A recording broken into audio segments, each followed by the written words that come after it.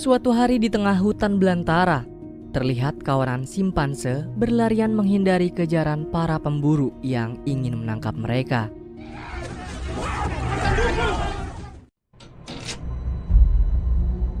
Setelah berhasil mendapatkan beberapa simpanse, para pemburu membawa makhluk primata itu ke laboratorium di California untuk menjadikannya sebagai kelinci percobaan dalam mengembangkan serum penyembuh atas penyakit Alzheimer. Alzheimer sendiri merupakan penyakit otak yang menyebabkan penurunan daya ingat, kemampuan berpikir, cara berbicara, serta perubahan perilaku penderitanya. Selama 5 tahun lebih, pria bernama Will Rodman tidak pernah lelah mencurahkan seluruh kemampuannya meneliti serum Alzheimer yang ia namakan ALZ-112 ini.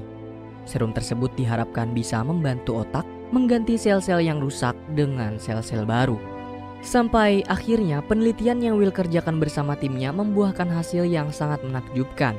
Terbukti dari salah satu simpanse bisa menunjukkan perkembangan otak dan peningkatan IQ yang sangat pesat.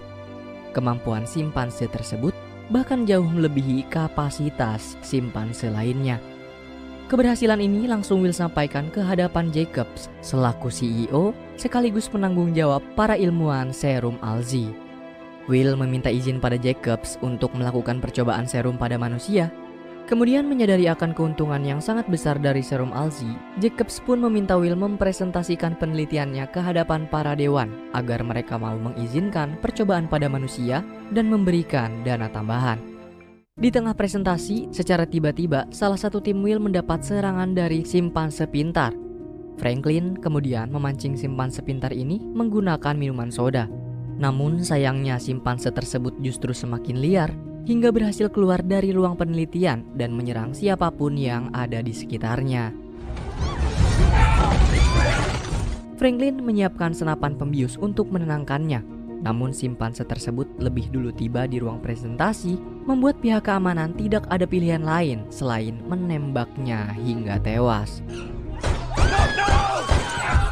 Akibat kejadian tersebut membuat para dewan menolak proposal Will. Buruknya lagi, Jacobs juga meminta Franklin memusnahkan semua simpanse dan menghancurkan serum ALZ. Beruntung Will berhasil meyakinkan Jacobs agar tetap mempercayainya meneliti serum. Jacob pun menyuruh Will mengulang seluruh penelitiannya dari awal hingga tidak ada lagi simpanse yang membahayakan nyawa manusia.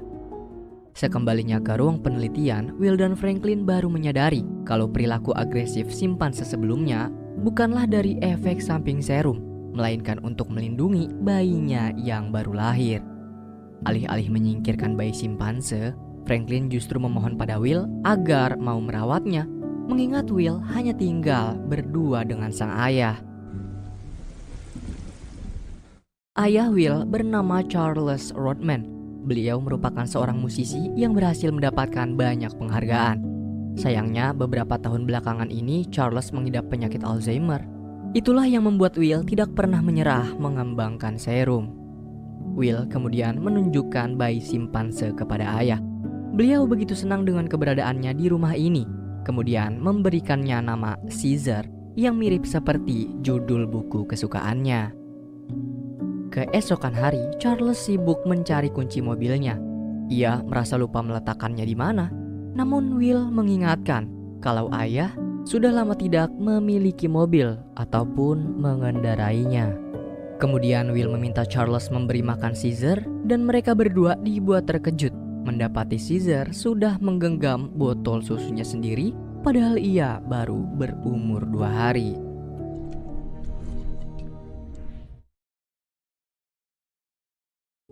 Tiga tahun kemudian, perkembangan kepintaran dan IQ Caesar semakin meningkat, bahkan berlipat ganda. Caesar sudah mampu mengenali 24 kata, menyelesaikan puzzle yang dibuat untuk anak-anak manusia 8 tahun ke atas, dan memahami setiap bahasa isyarat yang Will ajarkan kepadanya agar Caesar bisa berkomunikasi dengan baik. Hipotesis penelitian Will mencatat jika warna hijau di bola mata Caesar menunjukkan bahwa serum ALZ diwariskan secara genetik dari ibu Caesar ke dalam dirinya. Tidak ada sel rusak dalam otak Caesar yang perlu diganti. Suatu hari, dokter pribadi Charles mengalami masalah saat melakukan pengobatan rutin pada beliau. Semua itu disebabkan penyakit Alzheimer yang ada di otaknya kian memburuk. Kenyataan tersebut membuat Will sampai nekat mencuri serum dari tempat penelitiannya sendiri untuk melakukan uji coba terhadap ayahnya. Meski belum pernah dicoba pada tubuh manusia, Will nekat menjadikan ayahnya sendiri sebagai kelinci percobaan. Ia berharap kalau serum ini bisa membuat keadaan ayah setidaknya jadi lebih baik. Caesar pun memiliki perasaan khawatir terhadap kesehatan Charles. Dia sudah menganggap kalau Will dan Charles merupakan keluarganya sendiri. Beberapa hari kemudian setelah menyuntikkan serum kepada ayah, Will mendapati kenyataan bahwasannya serum tersebut bekerja dengan sangat baik. Syukurnya selain menghilangkan penyakit Alzheimer dalam otak beliau, kemampuan Charles pun terus meningkat sampai berlipat ganda. Di samping itu, Caesar sedang memperhatikan anak-anak yang bermain sepeda di depan halaman rumahnya. Tiba-tiba Caesar ingin juga memainkan sepeda seperti mereka. Kemudian diam-diam dia memasuki salah satu rumah tetangga untuk mengambil sepeda. Akan tetapi kehadirannya justru membuat anak-anak takut hingga orang tua mereka kesal dan menghajar Caesar. Beruntung Will bersama Charles berhasil menghentikan kekerasan tersebut dan membawa Caesar kembali pulang dengan luka di kakinya. How bad is it? Will kemudian membawa Caesar ke kebun binatang menemui Dr. Caroline demi mengobati lukanya. Caesar terlihat sangat menyukai perlakuan baik dari Caroline. Dia bahkan menggoda Will menggunakan bahasa isyarat agar mau mengencaninya. Melihat peluang besar ini, Will tidak ingin menyia-nyiakannya. Pertama, Will mengajak Caroline melihat kamar Caesar yang sudah ia desain sedemikian rupa agar Caesar tetap betah di dalam rumah. Namun, Caroline memperingatkan Will, meskipun Caesar sudah diberikan berbagai macam fasilitas, Caesar tetap memiliki insting liar dan ia butuh udara segar. Menyadari akan kebenaran perkataan Caroline, Will kemudian mengajak mereka pergi ke Taman Nasional Redwood yang letaknya tidak jauh dari California.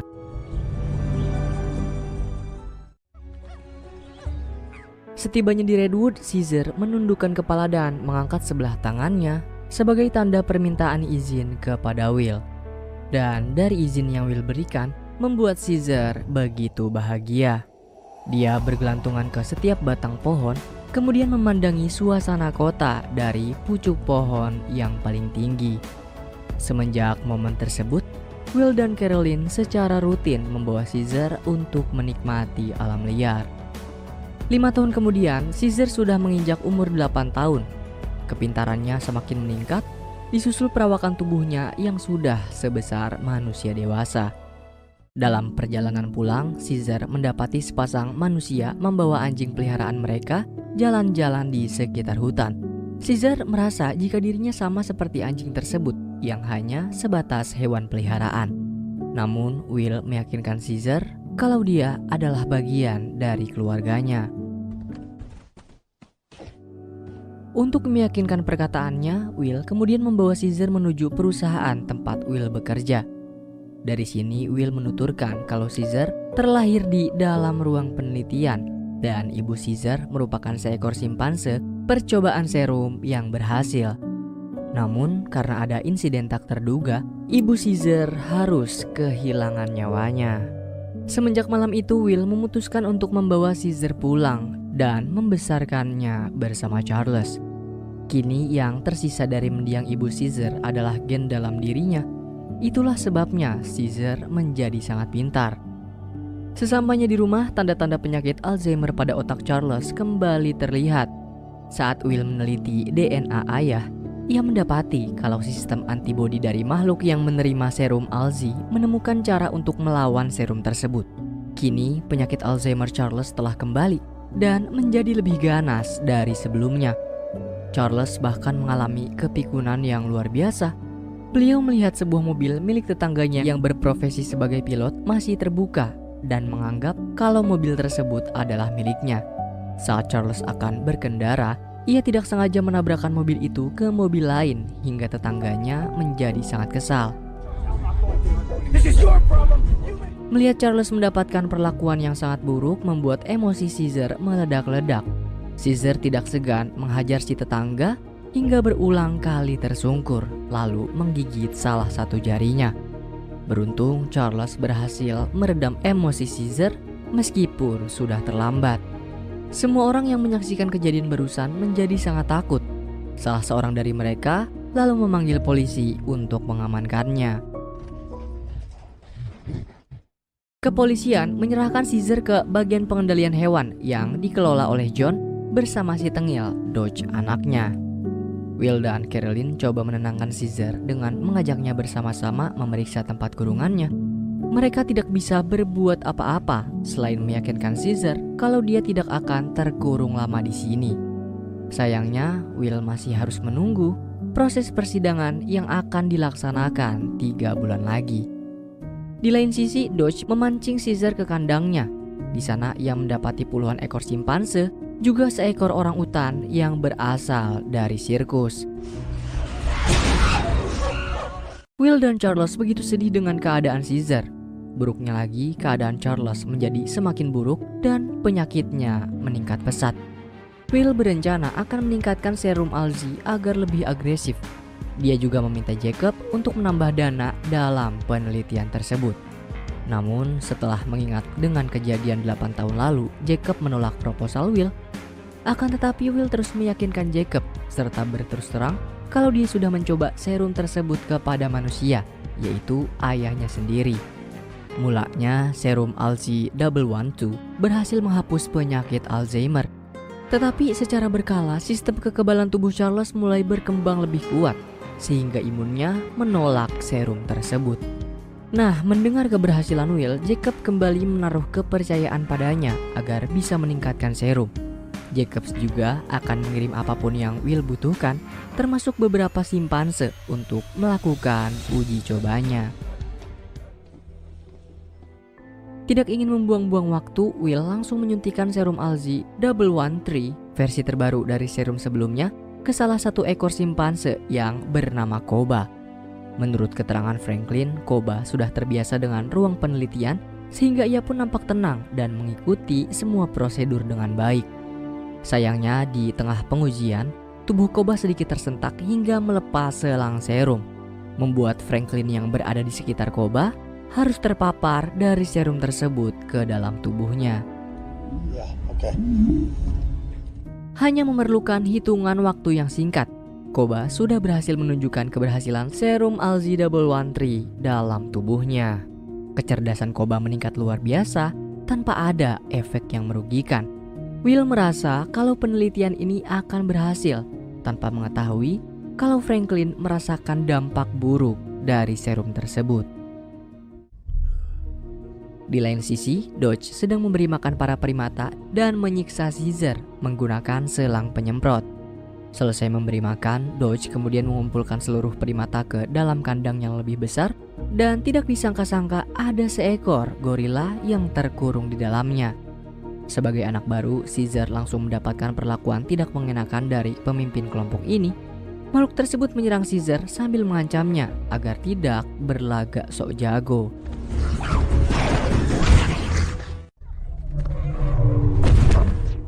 Sekembalinya ke kandang, seekor orang utan melakukan komunikasi menggunakan bahasa isyarat untuk menanyakan keadaan Caesar. Ia memperingatkan Caesar agar tidak menunjukkan kepintarannya di hadapan para manusia karena mereka tidak suka dengan primata yang pintar. Keesokan harinya sebelum bekerja, Will bersama Carolyn mengunjungi Caesar. Mereka tidak sengaja mendapati luka di tubuh Caesar dan menganggap kalau semua ini adalah ulah Dodge karena dia mengantongi tongkat setrum. Saat Will akan membawa Caesar pulang, John kemudian datang memperingatkannya kalau Caesar tidak akan kemana-mana sebelum hari persidangan tiba. Kenyataan tersebut pun membuat Caesar merasa kecewa. Dia berencana akan keluar dari tempat ini dengan caranya sendiri. Malam harinya, Dodge membawa beberapa wanita untuk memamerkan pekerjaannya. Dia menggunakan tongkat strum untuk mengagetkan semua primata. Nah, memanfaatkan kesempatan ini, Caesar kemudian memancing salah satu teman Dodge untuk mengambil pisau lipat yang ia kantongi. Caesar lalu menggunakan pisau lipat untuk membuka kandang dan pergi ke kurungan yang lebih besar. Caesar berencana mengeluarkan gorila dari sarangnya. Setelah bertahun-tahun terkurung di dalam, gorila begitu senang karena pada akhirnya ia bisa keluar menikmati area yang lebih besar. Tujuan Caesar sebenarnya adalah untuk mengendalikan gorila dan melakukan kesepakatan agar dia membantu Caesar menakuti si pemimpin kawanan demi merebut kepemimpinannya atas para primata di tempat pengendalian hewan ini. Di waktu yang bersamaan, Will ingin memasukkan serum terbaru ke dalam tubuh Charles. Akan tetapi, beliau justru terlihat menolak upaya Will dan meminta Will agar mengikhlaskan kepergiannya.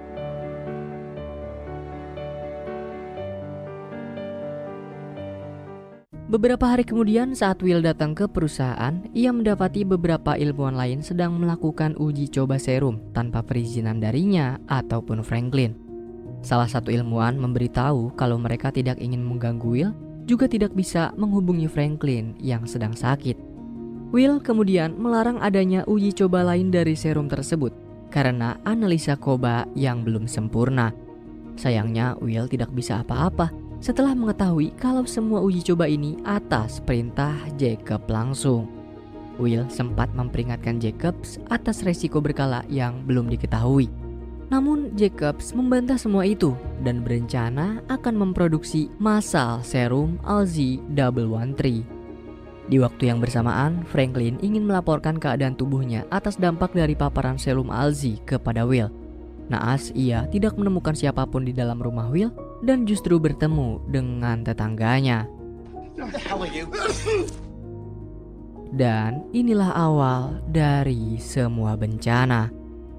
Kesal dengan keputusan Jacob, Will kemudian membayar John agar ia bisa membawa pulang Caesar hari ini juga. Akan tetapi Caesar justru menolak tawaran pulang dari Will. Meskipun Caesar terlihat sangat ingin kehidupan lamanya bersama Will kembali, tetapi Caesar tidak mau membiarkan kawanannya terjebak di tempat ini untuk selamanya. Sebagai pemimpin kawanan baru, Caesar memerintah salah satu simpanse untuk membagikan makanan ke simpanse lain. Tujuan Caesar adalah untuk mempersatukan mereka dalam menjalin kerjasama. Tetapi orang utan mengingatkan Caesar kalau seluruh primata yang ada di tempat ini bodoh, tidak seperti mereka berdua. Lalu dari kenyataan tersebut pun membuat Caesar teringat dengan serum milik Will yang membuatnya menjadi sangat pintar. Oleh karena itu, malam ini Caesar berencana mencuri serum milik Will di rumahnya. Cukup mudah bagi Caesar mengetahui sandi pintu keamanan, melewati Dodge yang sedang berjaga, kemudian mengambil serum ALZ-113 dari kulkas Will.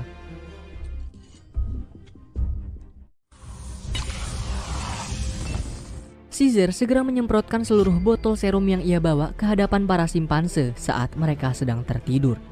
Hanya dalam satu malam saja, seluruh primata yang ada di dalam kandang langsung memiliki kepintaran yang hampir setara dengan Caesar. Kemudian ia mengumpulkan mereka semua untuk menjalankan rencana meloloskan diri dari tempat ini. Di lain sisi, seorang wanita paruhbaya tidak sengaja menemukan tubuh Franklin sudah terkapar tak bernyawa di dalam kamar apartemennya. Semua itu tidak lain dan tidak bukan adalah dampak dari paparan serum ALZ-113. Malam ini Caesar memulai rencananya. Ketika seluruh primata kembali ke kandang, dia tidak beranjak dari tempat untuk menunggu kedatangan Dodge. Melihat itu, Dodge merasa ditantang.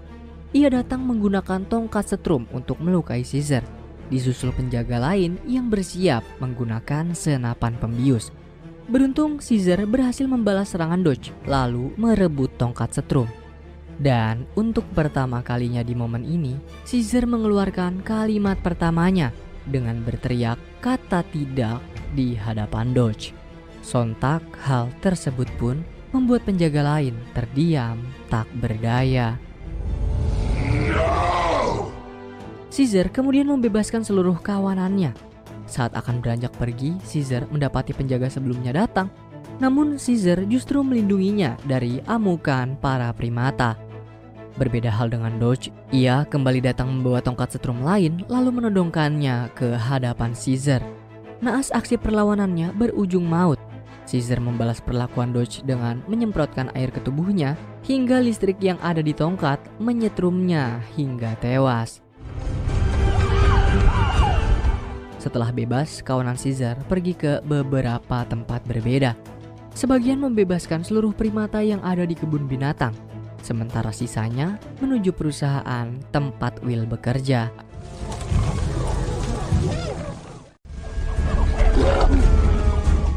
Di lain sisi, Will bersama Caroline menyadari ada sesuatu yang aneh pada pintu kamar Caesar.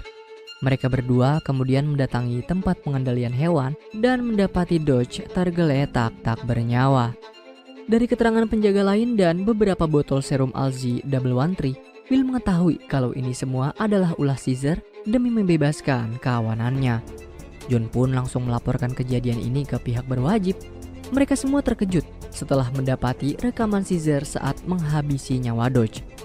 Meskipun begitu, Will tetap mempercayai Caesar kalau dia tidak akan melukai siapapun tanpa memiliki alasan kuat untuk mempertahankan diri. Oleh karena itu, Will dan Caroline bergegas mengejar Caesar sebelum para polisi melakukan tindakan pada mereka. Caesar bersama sebagian kawanannya membebaskan seluruh simpanse percobaan dari perusahaan termasuk Koba. Di waktu yang bersamaan, Jacob pun mendapat kabar mengenai keadaan Franklin yang tewas akibat serum ALZ-113. Serum tersebut berdampak buruk pada tubuh manusia, namun berdampak sebaliknya pada simpanse. Jacobs memanfaatkan pihak kepolisian yang membawa helikopter untuk menghabisi seluruh kawanan simpanse dari udara sebelum ada kehancuran besar di kota. Namun sayangnya, upaya mereka sedikit terlambat. Kawanan Caesar yang sudah membebaskan primata di kebun binatang berhasil mempersenjatai diri menggunakan besi pagar dan berbagai benda keras untuk melakukan perlawanan di tengah kota. Will mengetahui tujuan Caesar adalah membawa kawanannya ke Redwood. Namun, untuk sampai ke sana tidaklah mudah. Seluruh pihak kepolisian sudah membuat barikade di ujung jembatan penghubung, disusul oleh pasukan polisi berkuda untuk menyerang kawanan primata dari belakang. Menyadari akan ancaman tersebut, Caesar membagi kawanannya menjadi beberapa tim untuk melakukan serangan kejutan. Tim 1 menaiki kabel jembatan, tim 2 melewati bawah jembatan, sementara Caesar dan sisa kawanannya menyerang langsung dari depan. Dalam aksinya, Caesar memperingatkan dengan keras seluruh kawanan agar tidak membunuh siapapun.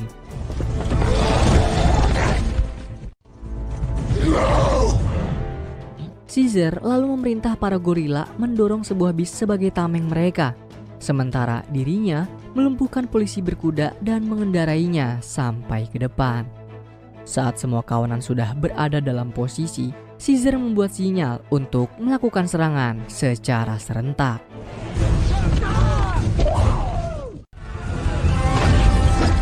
Jacobs bersama beberapa polisi lain muncul dari udara. Mereka melakukan tembakan secara brutal dan hampir mengenai Caesar. Salah satu gorila kemudian berlari melindungi Caesar dengan menjadikan tubuhnya sebagai tameng, melompat ke dalam helikopter dan menghabisi mereka dalam satu kali serangan. Caesar mendapati Jacobs masih hidup di dalam puing helikopter.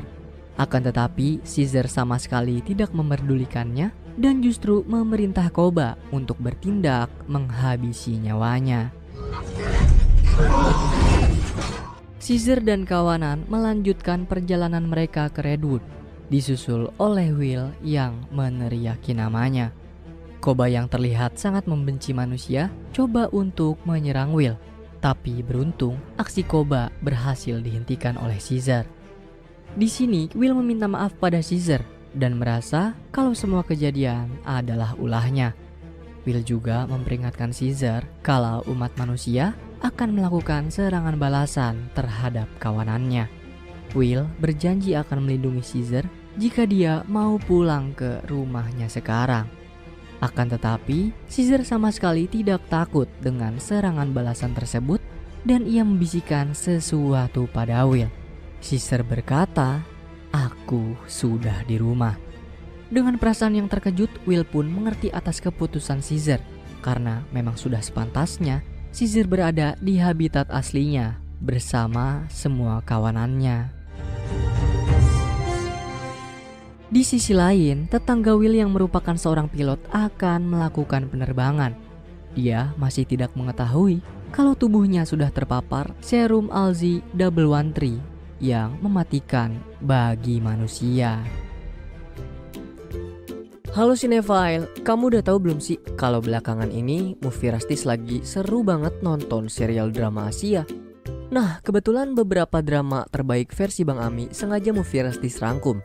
Tapi bukan di channel ini ya. Kita punya channel khusus buat ngebahas seputar drama Asia. So, buat kamu yang penasaran atau mau ngikutin keseruan maraton bareng Bang Ami, bisa banget klik link yang udah kami sediakan di deskripsi ya. Biar kita bisa kesel bareng, sedih bareng, hingga ketawa ketiwi bareng. Pokoknya sampai ketemu di sana deh ya. Ditungguin nih. Hehehe. Makasih.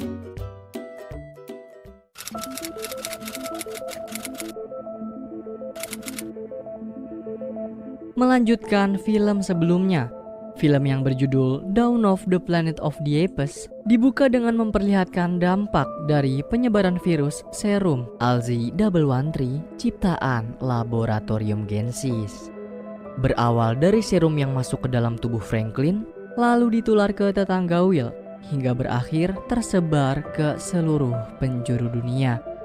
Serum yang tadinya diciptakan untuk mengatasi penyakit Alzheimer justru menghancurkan setiap jaringan di dalam tubuh manusia hingga menciptakan pandemik wabah mematikan. Dan wabah tersebut dinamakan dengan flu simian. Diperkirakan jumlah korban melebihi 5 juta jiwa dan akan bertambah mencapai 150 juta jiwa dalam 6-8 bulan ke depan. Demi mengurangi bertambahnya korban jiwa, beberapa negara melakukan kremasi massal seluruh korban virus ini. Berbeda hal dengan manusia, populasi dari primata seperti simpanse, kera, ataupun sejenisnya justru semakin meningkat. Kawanan mereka yang tinggal di Taman Nasional Redwood terus tumbuh dan berkembang biak, melahirkan keturunan yang sangat cerdas.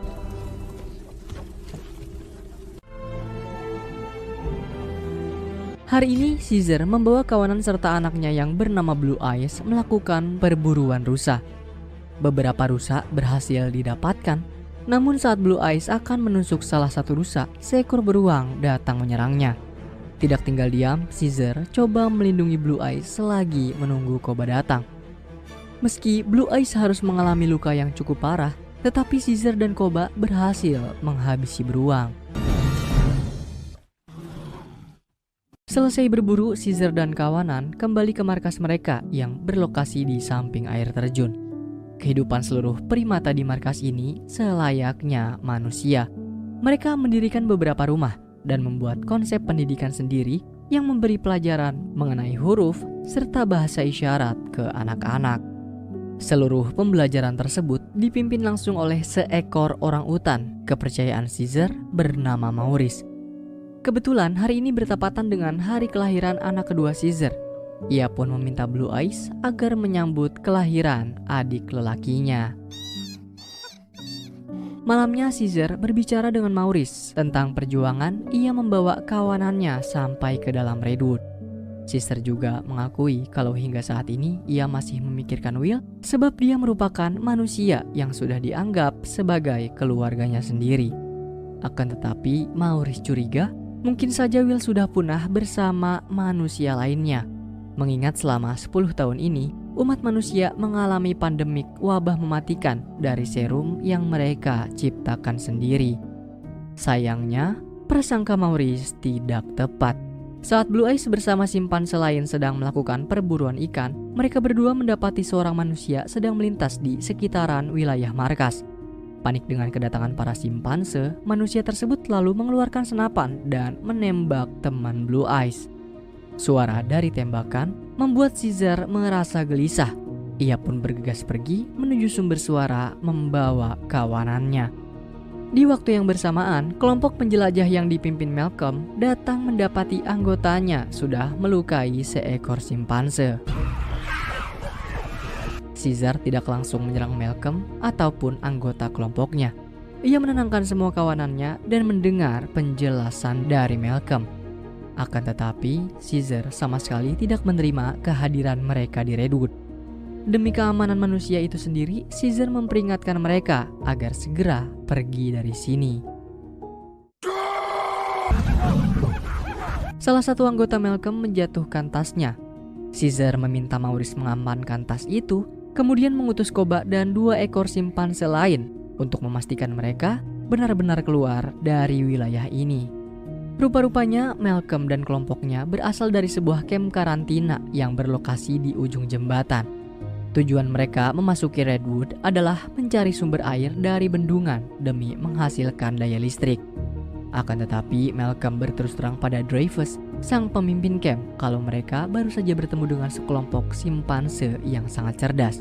Saat salah satu anggota Malcolm menembak seekor simpanse secara tidak sengaja, pemimpin kawanan simpanse justru tidak melakukan perlawanan balik dan malah membebaskan mereka agar pergi dari wilayah Redwood. Kemudian setelah mendengar kemustahilan tersebut, Dreyfus meminta Malcolm dan yang lain agar merahasiakannya dari siapapun. Koba bersama 2 simpanse berhasil mengetahui lokasi camp yang berpusat pada sebuah gedung tinggi. Mereka bertiga kemudian kembali ke markas dan melaporkan hal tersebut kepada Caesar. Sambil melihat semua isi tas milik anggota Malcolm, Koba meminta Caesar agar melakukan serangan kepada manusia yang ditakutkan akan menjadi ancaman mereka nantinya. Akan tetapi, Caesar menolak. Ia takut peperangan yang mereka buat akan merenggut banyak nyawa, juga keluarga dan masa depan dari kawanannya. Ditambah Caesar tidak ingin adanya pemicu dendam antara simpanse ataupun umat manusia. Tapi Koba terus mendesak Caesar dengan menjadikan dirinya sebagai contoh. Selama bertahun-tahun, Koba menjadi kelinci percobaan umat manusia. Mereka membedah, menyiksa, dan memasukkan berbagai serum percobaan ke dalam tubuh Koba. Sampai akhirnya Caesar berhasil membebaskan dia dari segala penderitaannya. Itulah alasan Koba sangat ingin menghabisi seluruh manusia yang ada di muka bumi. Lalu setelah mempertimbangkan perkataan Koba, Caesar membawa seluruh kawanannya menuju gedung pusat kamp manusia.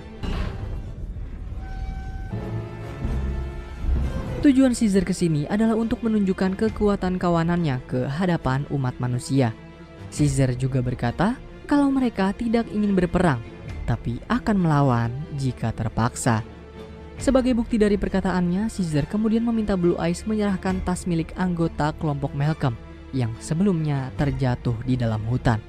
Caesar memperingatkan Malcolm dan semua manusia yang berada di dalam camp agar menjaga teritorial masing-masing dan tidak mengizinkan mereka kembali ke dalam hutan.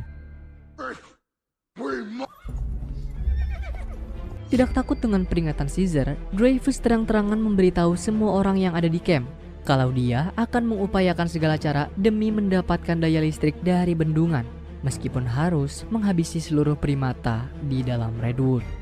Akan tetapi, Malcolm sangat tidak setuju dengan keputusan barbar Dreyfus. Dia meminta tenggang waktu selama 3 hari untuk bisa mendapatkan daya listrik dari bendungan, tanpa harus mengorbankan siapapun dalam peperangan sia-sia itu. Mendapat kesepakatan dari Malcolm, Dreyfus pun menyetujuinya. Tetapi jika Malcolm dan kelompok tidak kembali dalam waktu yang sudah dijanjikan, dia akan membawa pasukan untuk melancarkan serangan langsung.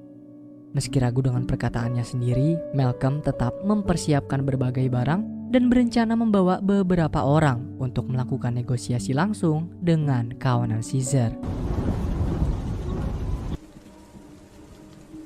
Malcolm berhasil mendapat petunjuk yang membawanya langsung ke markas Caesar. Dia meminta kelompoknya untuk tetap berada di mobil, sementara dirinya menemui Caesar untuk melakukan negosiasi secara langsung. Tanpa basa-basi lagi, Malcolm mengutarakan tujuannya yang hanyalah untuk mendapatkan daya listrik dari bendungan yang kebetulan dekat dengan markas Caesar. Untuk memastikan kebenaran atas perkataannya, Caesar berserta kawanan berbondong-bondong membawa Malcolm ke tempat yang ia maksud.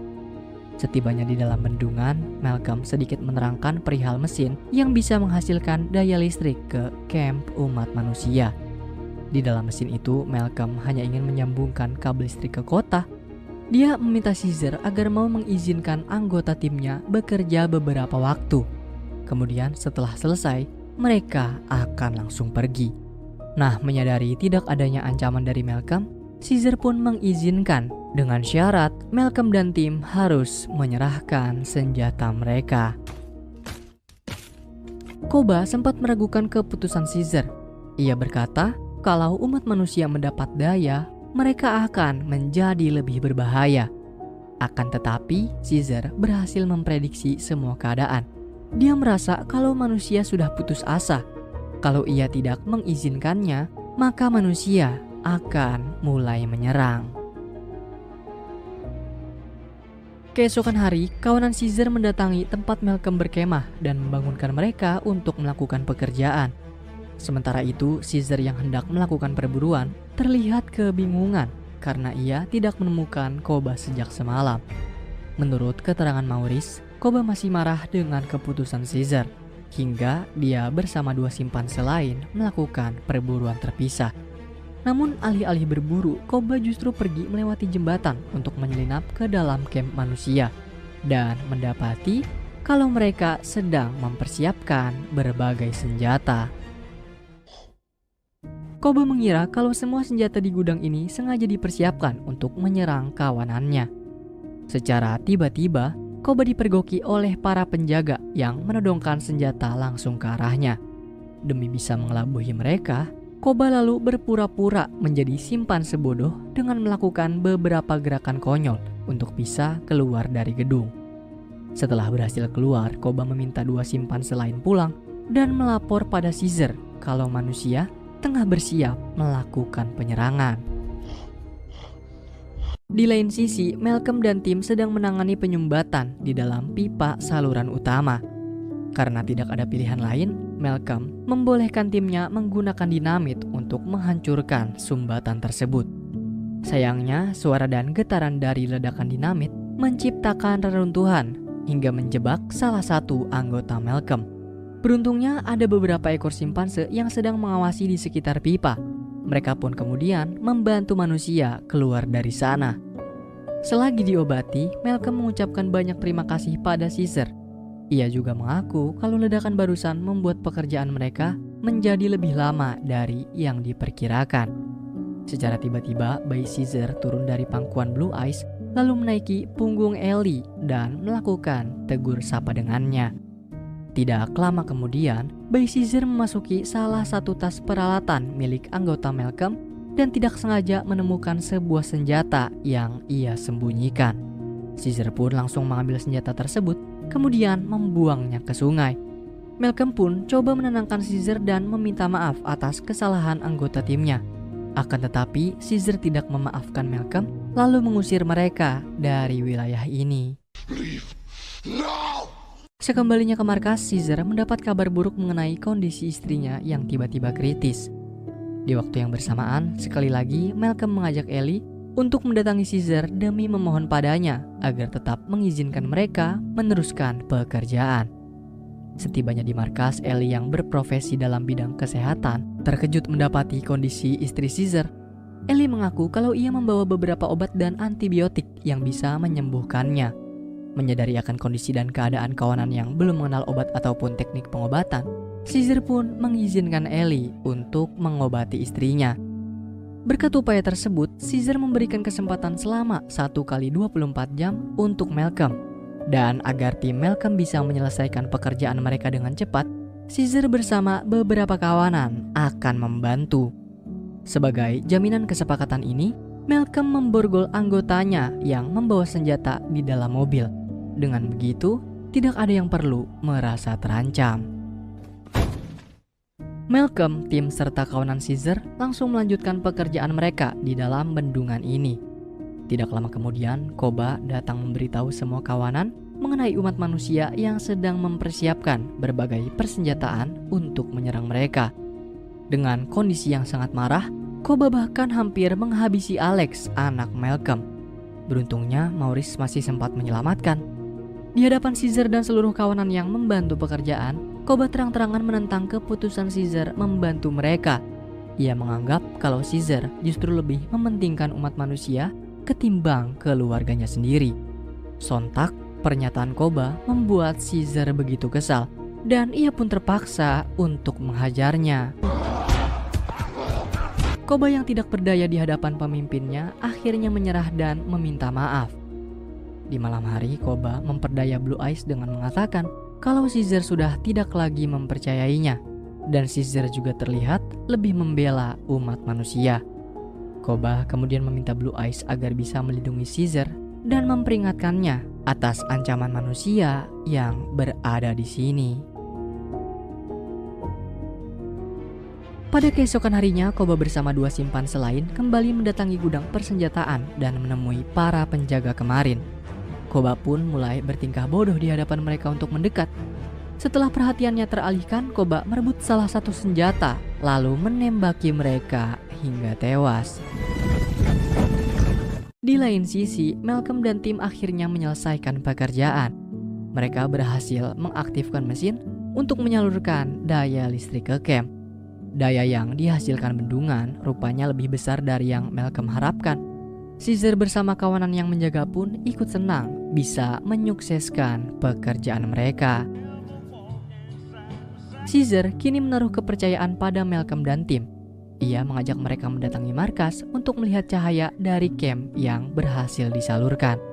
Keadaan semakin membahagiakan tatkala Ellie mendapati istri Caesar sudah sehat walafiat setelah meminum beberapa obat dan antibiotik yang ia siapkan. Namun di balik itu semua, mereka tidak mengetahui kalau saat ini Koba semakin menggila dengan menghabisi beberapa nyawa manusia, termasuk anggota tim Malcolm yang terborgol di dalam mobil. Tidak puas sampai di situ, diam-diam Koba memerintah 2 simpanse membakar markasnya sendiri. Sementara Koba menyelinap dari bawah untuk menembak Caesar hingga jatuh ke dalam jurang, menggunakan senjata yang ia dapat dari gudang camp. Memanfaatkan kepanikan ini, Koba langsung berdiri di hadapan seluruh kawanan sambil mengacungkan senjata serta topi dan menuduh manusialah sebagai pelakunya. Beruntung, Maurice masih sempat memperingatkan Malcolm dan tim agar bergegas pergi dari wilayah ini sebelum mereka tewas di amuk kawanan primata. Nah, berkat kebohongannya, Koba berhasil menyulut amarah seluruh kawanan dan menyatakan perang dengan umat manusia. Sementara itu di camp, semua penduduk tengah merayakan keberhasilan Malcolm yang sukses mendapatkan energi listrik. Dreyfus segera mengutus salah satu petugas untuk melakukan siaran radio demi mendapat informasi tentang keberadaan manusia yang masih hidup di luar camp mereka. Sayangnya semua perayaan ini tidaklah berlangsung lama. Seorang penjaga lain melapor ke Dreyfus kalau kawanan primata bersenjata melakukan penyerangan langsung ke camp. Peperangan pun tidak lagi terelakkan. Masing-masing pihak mengeluarkan seluruh amunisi tanpa memperdulikan jumlah korban yang akan berjatuhan.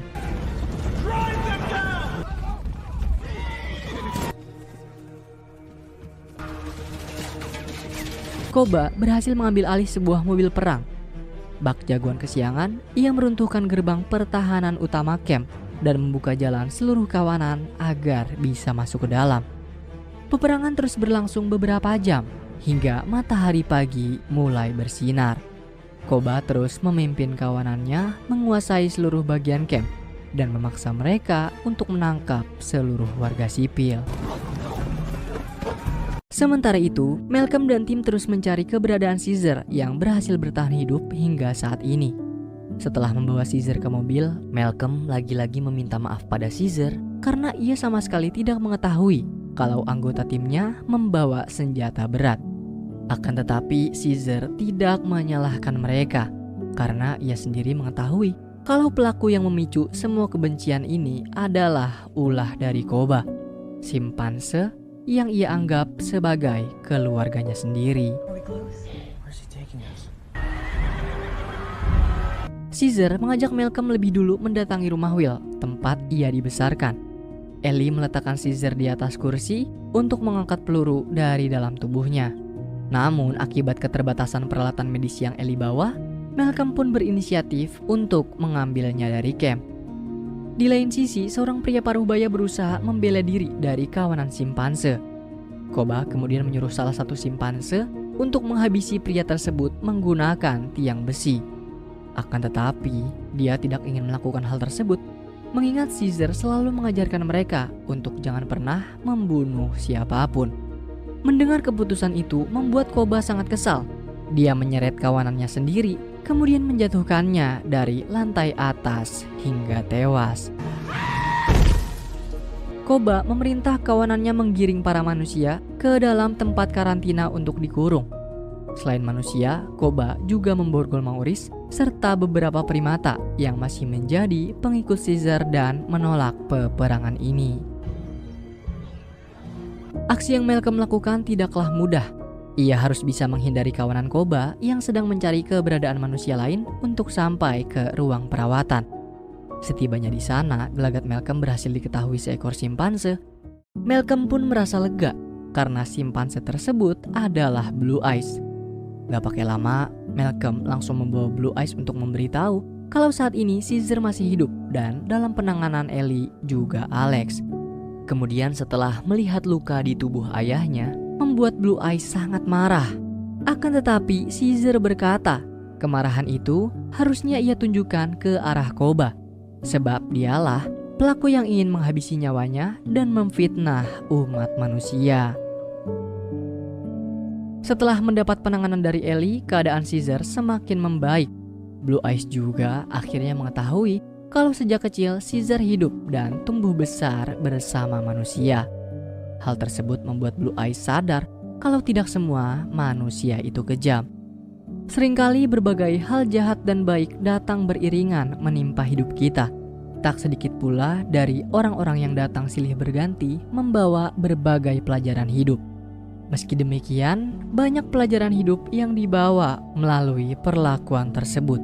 Tergantung pada diri masing-masing, mampukah kita mengambil hal-hal baik dari perlakuan mereka atau malah terjerumus ke dalamnya.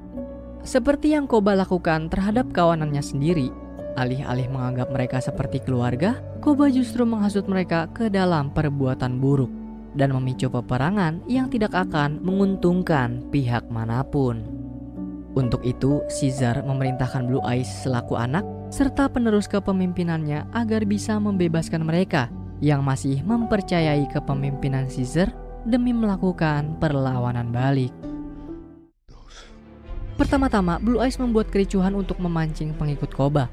Setelah itu, Maurice bersama beberapa primata lain menggulingkan bis hingga mengurangi jumlah penjaga dan membiarkan umat manusia kabur dari tempat tahanan mereka.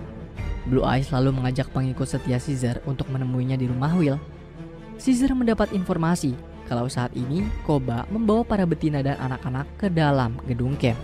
Tidak ingin membuang waktu lagi, Caesar meminta Malcolm menunjukkan jalan pintas menuju gedung demi menghentikan Koba. Dalam perjalanan secara tiba-tiba, beberapa manusia yang masih selamat menembaki dari kejauhan. Demi keselamatan, Malcolm menyuruh Caesar, Blue Eyes beserta kawanannya untuk lebih dulu mencapai gedung, sementara dirinya akan menjumpai manusia yang selamat. Setibanya di atas gedung, Caesar memberitahu kalau pelaku yang melakukan penembakan atas dirinya adalah Koba. Sayangnya sudah banyak kawanan yang mendukung keputusan Koba, namun tidak sedikit juga yang ingin Caesar kembali memimpin kawanan ini. Kemudian, demi menunjukkan siapa di antara mereka yang pantas atau keputusan mana yang akan diambil, pertarungan antara Caesar dan Koba pun dimulai. Fight for it! Tidak disangka-sangka, manusia yang selamat itu adalah Dreyfus bersama beberapa penjaga camp. Dreyfus mengaku kalau dia sudah menyiapkan beberapa dinamit di pondasi inti untuk menghancurkan gedung bersama kawanan primata di dalamnya. Selain itu, salah satu anggota komunikasi camp berhasil mendapat jawaban dari militer yang akan menjemput mereka di gedung ini membawa seluruh persenjataan. Akan tetapi, Malcolm tidak menyetujui keputusan Dreyfus. Malcolm menginginkan tombol peledak diserahkan kepadanya dan meminta mereka menunggu Caesar memenangkan pertarungannya melawan Koba. Naas perbuatan Malcolm membuat Dreyfus menganggap kalau ia telah bersekongkol dengan kawanan Caesar. Tanpa mementingkan keselamatan orang lain, Dreyfus langsung menekan tombol peledak hingga mengacaukan pijakan tempat Caesar dan Koba beradu tinju. Sebagai pemimpin yang mengutamakan keselamatan kawanan daripada nyawanya sendiri, Caesar berusaha keras menyelamatkan beberapa simpanse yang tertimpa reruntuhan. Berbeda hal dengan Koba, ia malah memanfaatkan kesempatan ini untuk menembaki Caesar. Maurice yang lagi bengong di pinggiran terkena salah satu peluru Koba, membuat Caesar menjadi semakin murka, lalu melompat ke arah Koba dan mendorongnya jatuh. Koba mengingatkan kalau Caesar selalu mengajarkan kawanannya untuk tidak melukai keluarga, apalagi membunuh mereka. Akan tetapi, Caesar dengan tegas menjawab kalau kau bukanlah kawananku dan kau bukan lagi bagian dari keluargaku. Pada akhirnya, Caesar memperoleh kepemimpinannya lagi. Malcolm yang berhasil selamat dari ledakan langsung memperingatkan Caesar agar segera pergi bersama kawanannya, sebab pihak militer sedang menuju ke camp ini membawa segala persenjataan mereka. Sayangnya Caesar menolak peringatan dari Malcolm. Ia justru menganggap kalau semua ini adalah resiko yang harus ditanggung akibat dari ulah kawanannya sendiri. Meski akhirnya Caesar dan Malcolm menyatakan pertemanan di antara mereka, namun manusia dan kera tidak akan pernah bisa berdamai lagi. Caesar kemudian berdiri di hadapan seluruh kawanannya dan meminta mereka bersiap dengan keadaan terburuk yang akan mendatangi mereka.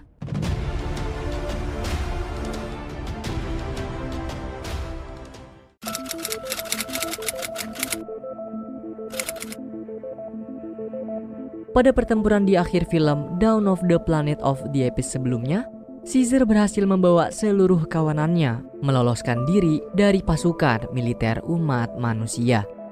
Setelah 2 tahun berlalu, kini dikabarkan kalau Caesar dan kawanannya berada di hutan Muir. Seorang kolonel pemimpin pasukan khusus yang terkenal kejam mengirim seluruh pasukan terbaiknya melakukan penelusuran ke dalam hutan yang dimaksud untuk memusnahkan para kera. Setelah beberapa hari melakukan penelusuran, para prajurit berhasil menemukan kawanan kera yang saat ini sedang melakukan patroli di sekitar parit pertahanan. Tanpa disangka-sangka, beberapa ekor kera seperti gorila merah bernama Rex dan seekor simpanse menjadi anggota militer manusia dalam melancarkan serangan ini. Awalnya pasukan militer manusia berhasil mengungguli peperangan ini. Akan tetapi semua keadaan berubah terbalik setelah kawanan lain datang dan menyerang mereka menggunakan bom asap untuk menutupi pandangan, disusul dengan lontaran anak panah mengarah langsung ke mereka. Hampir seluruh prajurit militer yang dikirim pada misi kali ini tewas mengenaskan dan menyisakan beberapa anggota yang salah satunya bernama Preacher. Beberapa saat setelah Preacher melapor lokasinya pada kolonel, seekor simpanse berhasil menangkapnya. Kemudian membawa mereka yang selamat menemui Caesar di markas utama. Caesar sedikit menjelaskan pada Preacher dan prajurit lain kalau Caesar bukan pelaku yang memulai perang ini, melainkan Koba lah awal dari pemicu konflik antara manusia dan kera. Caesar pun mengaku sudah menghabisi nyawa Koba dan apa yang dia lakukan saat ini hanya untuk melindungi seluruh keluarganya dari ancaman yang menyerang. Nyatanya beberapa ekor gorila dan simpanse yang berpihak pada manusia merupakan bekas pengikut setia Koba. Mereka berusaha membantu manusia untuk bisa membunuh Caesar sebab mereka takut kalau nasibnya akan tewas seperti Koba. Rex kemudian membantah perkataan Caesar dengan menyatakan kalau dia tidak takut kepadanya. Rex juga memperingatkan kalau kolonel memiliki kekuatan besar dan tujuan utamanya adalah menghabisi Caesar. Jika Caesar tewas, maka seluruh kera akan kehilangan arah dan mereka mudah untuk dihabisi. Peringatan dari Rex tidak membuat nyali Caesar menciut. Ia kemudian mengutus seekor gorila albino untuk mengurung Rex di tempat berbeda. Sementara Preacher dan 3 prajurit lainnya sengaja dibebaskan untuk mengirim pesan ke kolonel. Jika kolonel membiarkan Caesar dan kawanannya tetap di hutan, maka peperangan ini akan berakhir. Hari ini, Caesar mendapat kabar membahagiakan dari kepulangan putra pertamanya Blue Eyes bersama Rocket setelah melakukan perjalanan panjang selama 1 tahun penuh. Kepulangan Blue Eyes membuat ibu serta adiknya sangat senang, begitu juga dengan kekasih Blue Eyes yang telah lama menunggunya. Blue Eyes kemudian memberitahu kalau ia dan Rocket berhasil menemukan sebuah tempat nyaman untuk membuat peradaban baru bagi kawanannya, jauh dari jangkauan manusia dan harus melewati gurun untuk bisa sampai ke sana. Gorila albino nampak sangat antusias, ingin segera pindah ke tempat tersebut malam ini juga. Akan tetapi Caesar justru ragu. Mereka butuh banyak persiapan karena perjalanan tersebut tidaklah mudah, mengingat pos militer manusia berada di sekitar wilayah hutan Muir. Malam harinya saat seluruh kawanan tengah tertidur lelap, Caesar mendapati beberapa prajurit militer menyusup ke dalam markasnya. Caesar meminta Blue Eyes menjaga ibu serta adiknya, sementara ia akan memanggil kawanan lain yang sedang berpatroli untuk mengusir mereka dari sini. Namun sayang beribu sayang, saat Caesar kembali untuk memastikan kondisi anak-anak dan istrinya, dia mendapati kolonel lebih dulu menghabisi nyawa Blue Eyes dan istri, lalu beranjak pergi dari markas ini. Seketika itu juga emosi dalam diri Caesar meledak-ledak. Ia berusaha menangkap kolonel dengan menaiki tali pengait, tetapi kolonel berhasil memotong tali tersebut hingga menjatuhkan Caesar. Sekembalinya ke markas, Caesar mendapat laporan dari gorila lain kalau kawanan patroli tidak menemukan Rex serta gorila albino. Dia menduga jika gorila albino telah berkhianat dan pergi bersama Rex untuk memihak umat manusia. Tidak lama setelah laporan itu, Caesar merasa sedikit lega setelah mendapati putra keduanya masih sehat walafiat. Dia berhasil bersembunyi sesaat sebelum kolonel menghabisi nyawa ibu juga Blue Eyes. Pagi harinya, Caesar mengutus seluruh kawanan pergi ke tempat yang Blue Eyes dan Rocket terangkan semalam.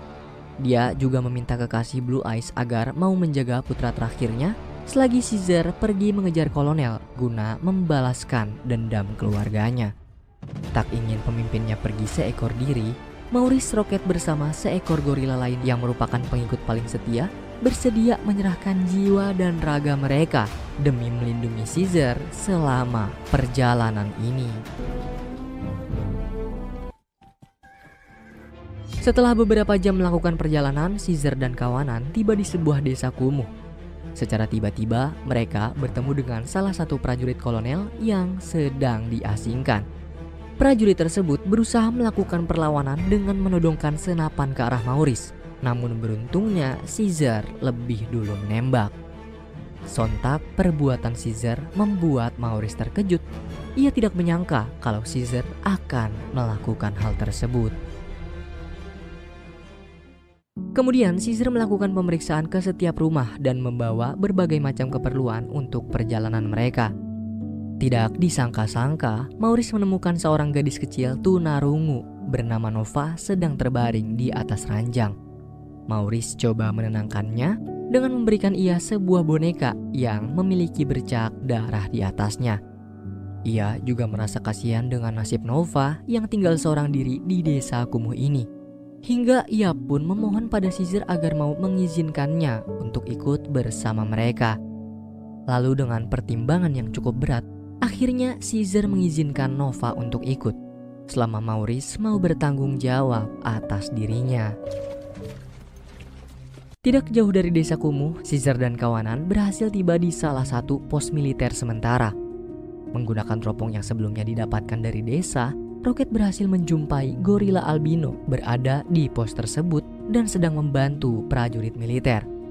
Mengetahui kebenaran atas pengkhianatannya, Caesar bersama yang lain langsung mendatangi gorila albino dan menanyakan kenapa ia tega berbuat seperti itu pada keluarganya sendiri.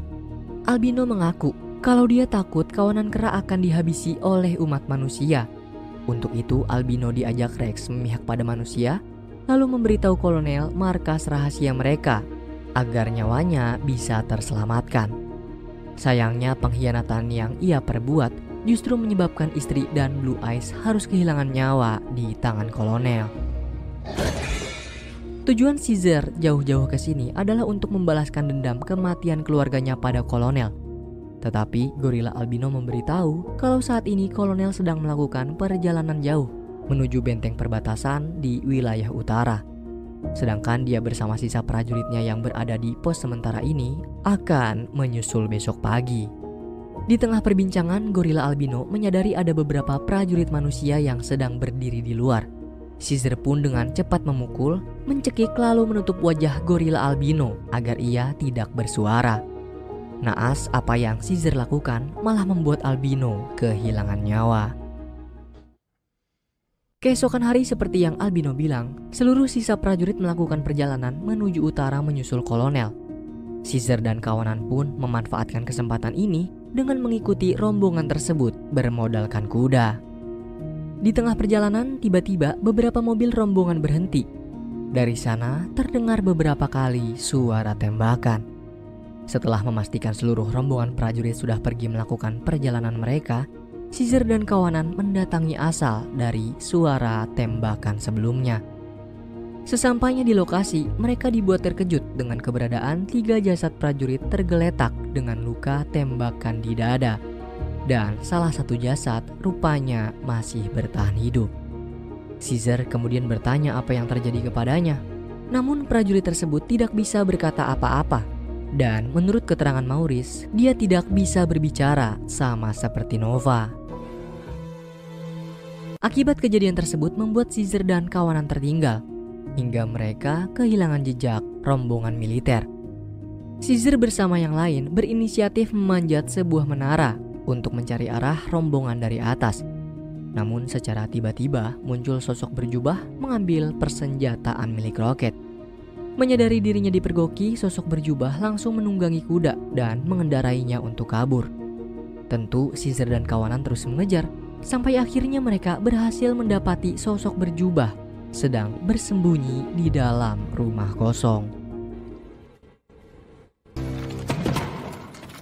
Menyadari dirinya tidak bisa kemana-mana lagi, sosok berjubah pun menyerahkan diri dan menunjukkan rupa aslinya ke hadapan Caesar. Alangkah terkejutnya mereka setelah mendapati kalau makhluk ini adalah seekor simpanse yang bisa berbicara bernama Bad Ape. Bad Ape mengaku jika ia mengira kalau kuda dan persenjataan sebelumnya adalah milik manusia. Ia tidak menyangka bisa bertemu dengan hewan yang sejenis dengannya setelah sekian lama berkelana seekor diri. Begitupun dengan Maurice. Semenjak bertemu dengan Bad Ape, Maurice merasa masih ada banyak kera lain di luar sana yang belum mereka ketahui. Kemudian Bad Ape sedikit bercerita mengenai dirinya yang dulu tinggal di kebun binatang. Semenjak wabah virus ALZ-113 menyebar, kecerdasan Bad Ape meningkat pesat. Ia mampu memahami setiap kosakata manusia dan mencontohnya dengan berbicara secara langsung. No touch. Demi bisa bertahan hidup seekor diri, Bad Ape melakukan berbagai pencurian seperti benda dan makanan milik manusia. Dari salah satu makanan yang Bad Ape temukan, di atasnya tertera sebuah label yang bertuliskan Fasilitas Karantina Perbatasan California. Caesar pun kemudian bertanya dari mana dia mencuri semua makanan ini. Bad Ape mengaku kalau dia mendapatkannya di dalam benteng perbatasan daerah utara yang sempat menjadi kamp karantina manusia dari wabah virus ALZ-113. Caesar kemudian menyadari kalau benteng perbatasan tersebut adalah tempat yang kolonel dan prajuritnya tuju. Lalu dia pun meminta Bad Ape agar mau mengantarkan mereka ke sana segera. Malamnya Bad Ape dan Caesar berbincang masalah keluarga mereka masing-masing. Caesar memberitahu kalau anak dan istrinya baru saja dihabisi oleh kolonel, dan tujuan dia mengejarnya adalah untuk membalaskan dendam mereka. Sementara Bad Ape mengaku kalau dia juga pernah memiliki seorang anak. Akan tetapi anaknya diculik oleh para tentara dan dijadikan kacung oleh mereka. Dari alasan itulah membuat Bad Ape ingin membantu Caesar dan kawanannya. Berkat petunjuk dari Bad Ape, mereka berhasil tiba di benteng perbatasan. Caesar dan kawanannya mendapati seluruh tentara sedang membuat bangunan. Lalu secara tiba-tiba dua prajurit memergoki keberadaan Caesar. Beruntung gorila dan Rocket berhasil menghabisi mereka meskipun gorila terkena satu tembakan di tubuhnya. Hingga akibat dari hal tersebut membuat gorila harus kehilangan nyawa. Caesar yang tidak ingin ada lagi korban karena dendam pribadinya memutuskan untuk meneruskan misi balas dendam ini seekor diri dan memaksa Maurice bersama Rocket agar segera menyusul kawanan lain. Maurice sempat mengingatkan Caesar agar jangan terlalu larut dalam kebencian terhadap umat manusia, karena itu akan membuatnya mirip dengan Koba. Setibanya di sekitar benteng perbatasan, Caesar terkejut setelah mendapati beberapa anggota kawanannya terpasung di atas kayu. Ia juga tidak menyangka kalau seluruh kawanannya sudah tertangkap dan dikurung dalam kandang besar. Salah satu simpanse yang masih bernafas memberitahu Caesar jika perjalanan menuju tempat aman sudah diketahui oleh prajurit militer, hingga mereka tidak bisa melakukan banyak perlawanan dan terpaksa dibawa ke benteng perbatasan ini untuk dipekerjakan secara paksa. Rex berhasil memergoki Caesar berada di wilayah ini. Dia pun langsung membawanya untuk dipertemukan dengan kolonel. Caesar terang-terangan memberitahu maksud dan tujuannya mengejar kolonel, yaitu untuk menghabisi nyawanya, sama seperti dia menghabisi nyawa putra dan istrinya. Sayangnya ancaman Caesar tidak membuat kolonel takut sedikit pun. Ia justru mengutus Rex agar memasukkan Caesar ke dalam kandang bersama kawanannya. Keesokan paginya, para prajurit militer mengeluarkan seluruh kawanan kera untuk melakukan kerja paksa membangun tembok besar. Mereka yang belum diberi makan atau minum semenjak tertangkap mulai kelelahan. Salah seekor orangutan tidak sengaja menjatuhkan bebatuan hingga merobohkan papan pijakan, dan hal tersebut membuat kolonel murka. Ia memerintah Rex menghukum cambuk orangutan itu di hadapan seluruh kawanan sebagai contoh agar mereka tidak ada yang melakukan kesalahan sama sepertinya. Sebagai pemimpin, Caesar begitu kasihan melihat penderitaan kawanannya.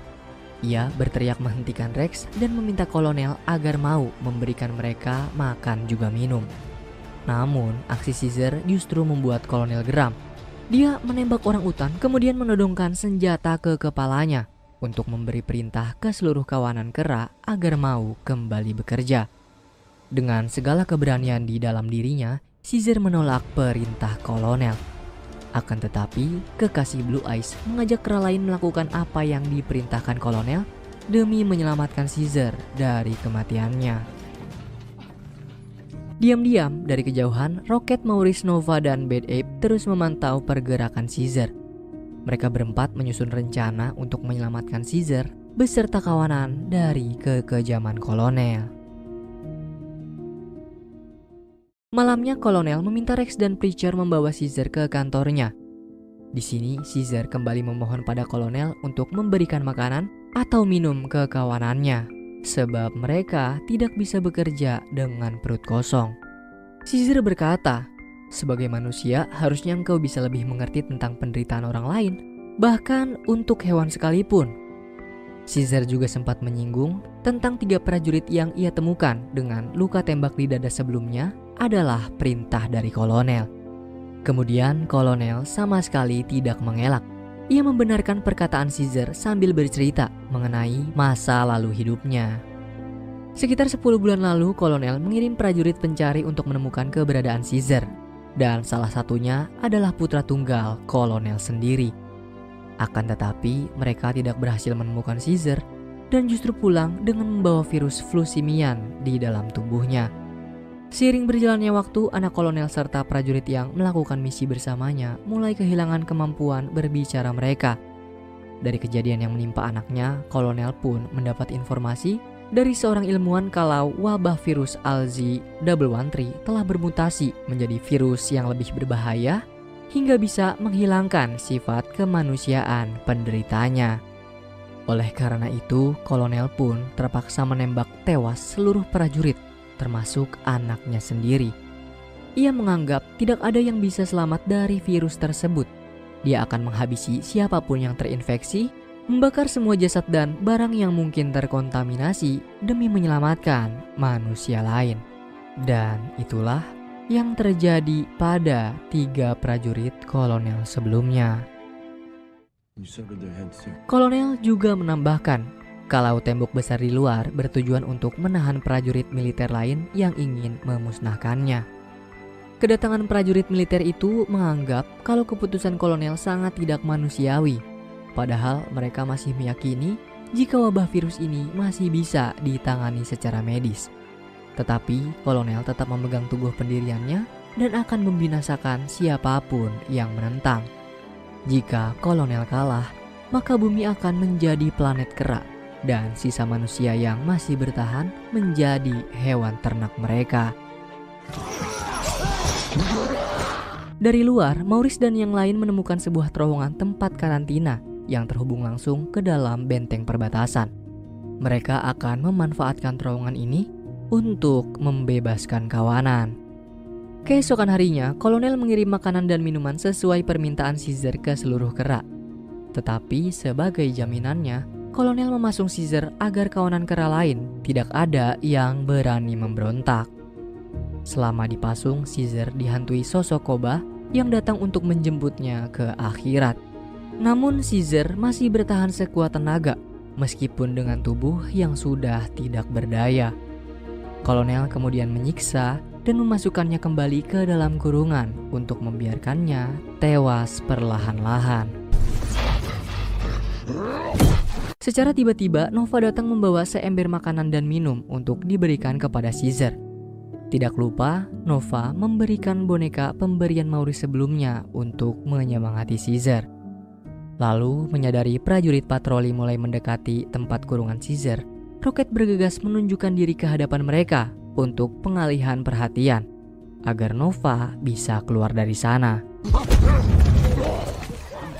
Pengorbanan yang Rocket perbuat berhasil menyelamatkan Nova. Ia juga memberi semangat pada Caesar dengan berkata, "Apakah kamu sudah merasa lebih baik? Jika sudah, kita akan membebaskan diri dan membawa seluruh kawanan." Kemudian rencana pelarian pun dimulai.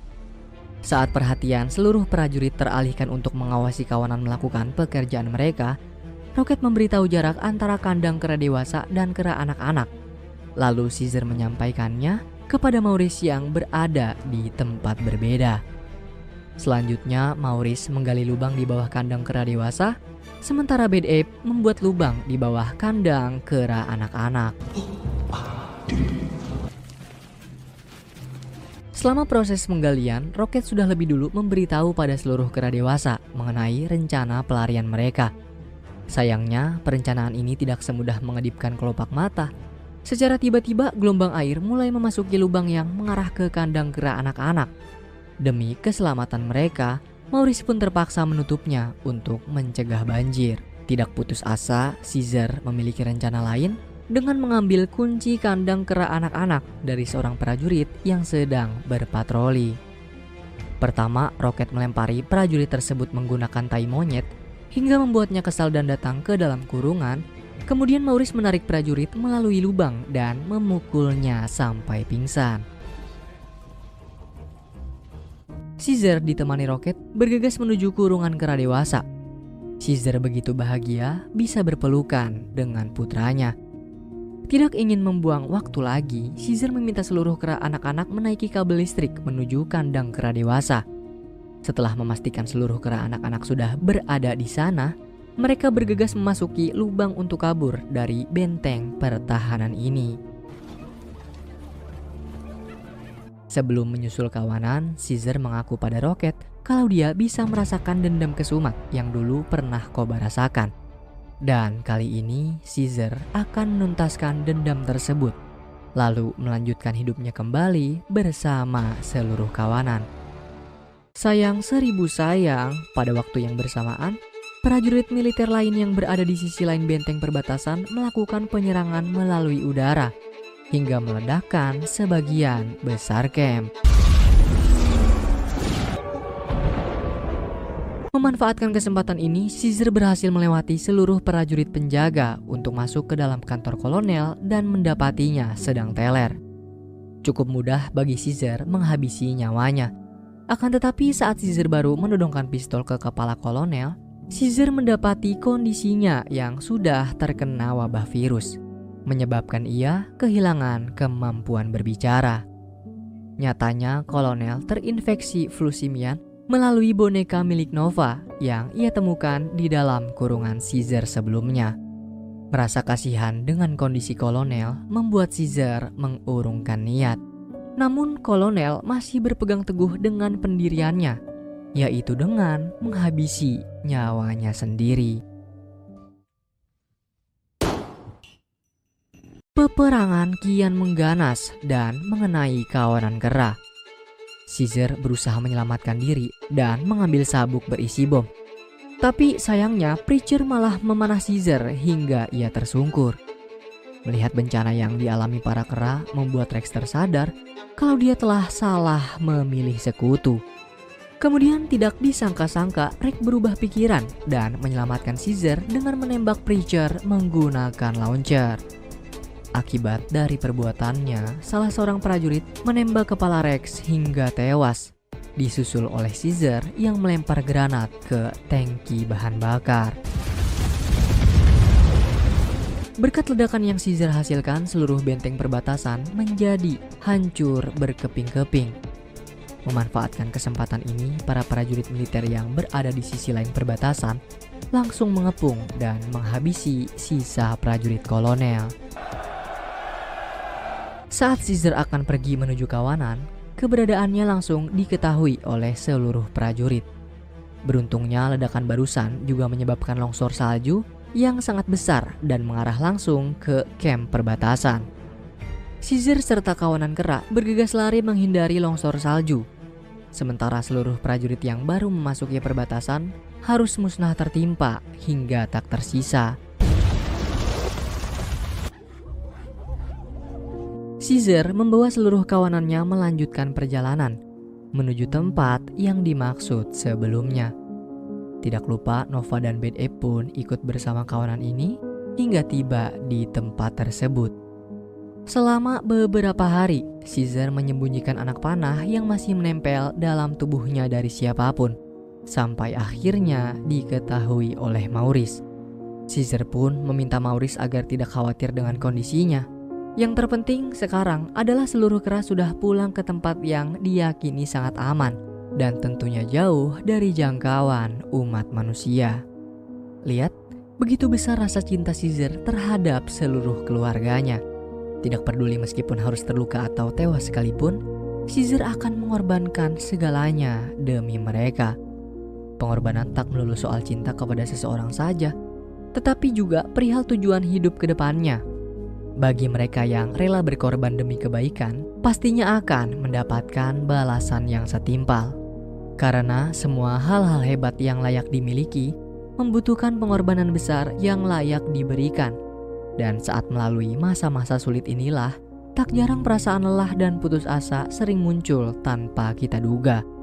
Jika semua yang ada di dunia ini bisa kita dapatkan dengan mudah, maka semua orang akan menjadi hebat. Tapi nyatanya hidup tidak semudah itu. Butuh perjuangan dan pengorbanan, serta kekuatan agar tidak pantang menyerah.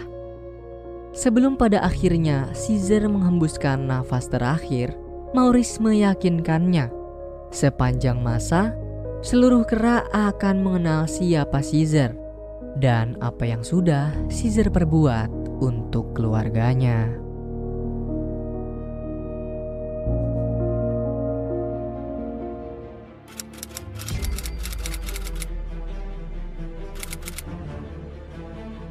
Oke, kita lanjut.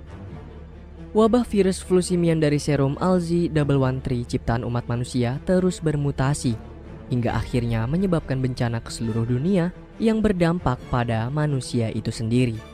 Selain merenggut nyawa, kini flu simian juga membuang sifat kemanusiaan pada penderitanya, menghilangkan kemampuan berbicara, hingga sebagian besar umat manusia telah musnah. Namun, berbeda dengan dampak yang didapat oleh kawanan kera, mereka justru tumbuh serta melahirkan keturunan dengan kecerdasan yang luar biasa. Berlatar 300 tahun setelah kematian Caesar pada film sebelumnya, kita diperkenalkan dengan seekor simpanse bernama Noah.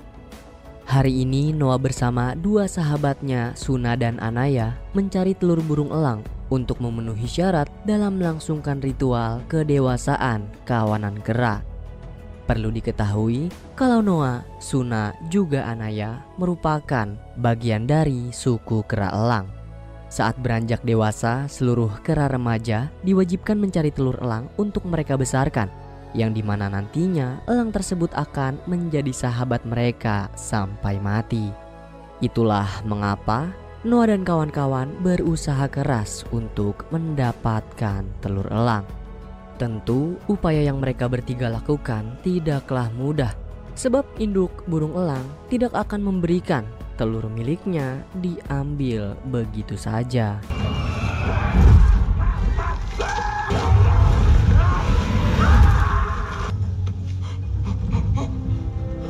Saat akan kembali pulang, Noah tersadar kalau kain yang ada di atas kuda tunggangannya menghilang.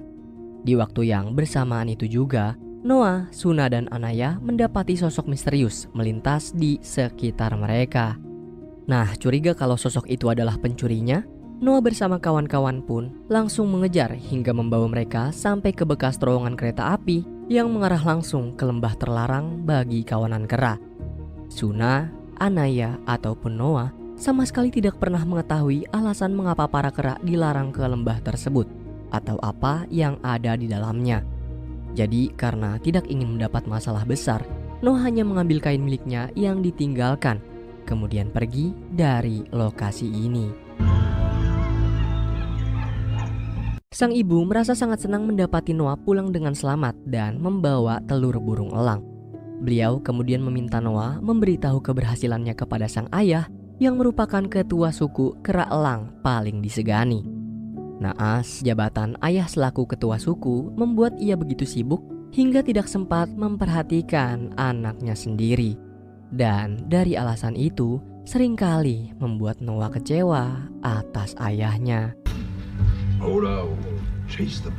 Di malam hari, Noah memergoki penyusup mengitari setiap rumah kera.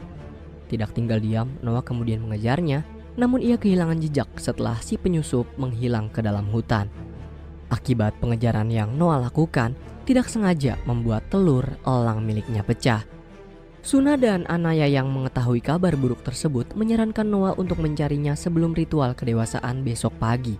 Akan tetapi Noah memilih akan mencarinya malam ini juga, meskipun hanya seekor diri.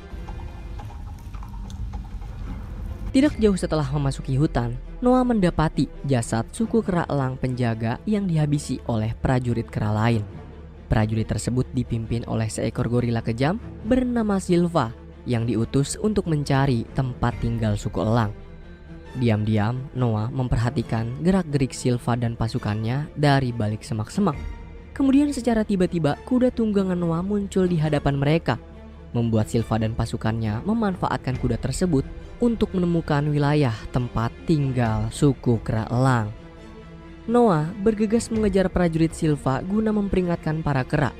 Sayangnya, upaya yang Noah lakukan terlambat sebab Silva bersama prajuritnya lebih dulu tiba dan sedang membakar seluruh tempat tinggal sukunya.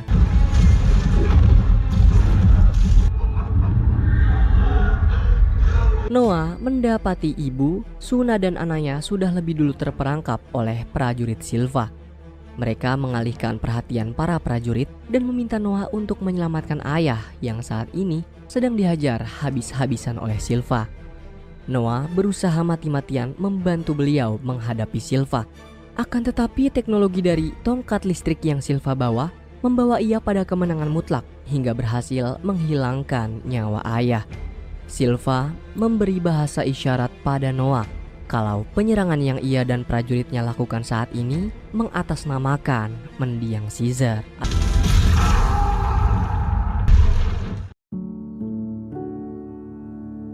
Setelah tersadar, Noah bergegas mencari jasad ayahnya untuk memberi penghormatan terakhir dan menguburkan beliau dengan layak. Noah kemudian mulai berkeliling untuk memastikan jasad ibu, Suna dan Anaya, namun ia tidak menemukannya.